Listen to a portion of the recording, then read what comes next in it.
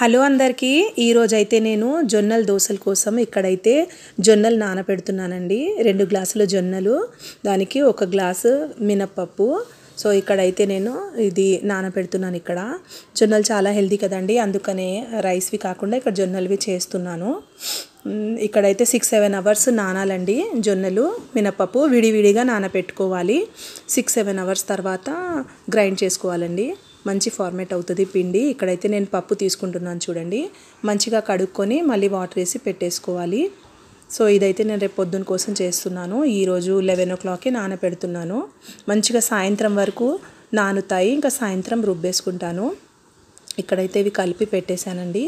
And ఇక్కడైతే grind చేసుకున్నాను చూడండి నైట్. సో మంచిగా ఫార్మేట్ అయింది చూడండి పిండి. ఇక్కడైతే నేను టొమాటో చట్నీ చేస్తున్నానండి.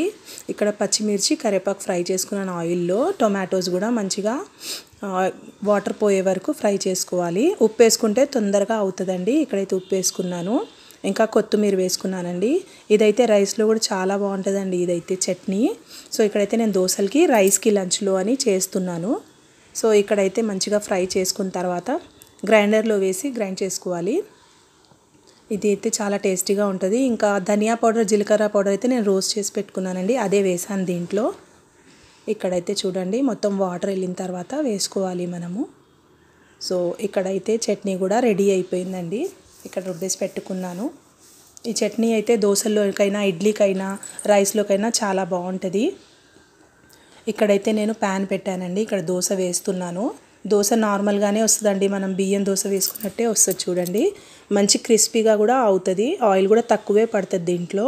చాలా టేస్టీగా ఉంటుందండి. తినే దాంట్లో అయితే డిఫరెన్స్ ఏం అనిపించదు, ఇంకా మంచి టేస్ట్ వస్తుంది.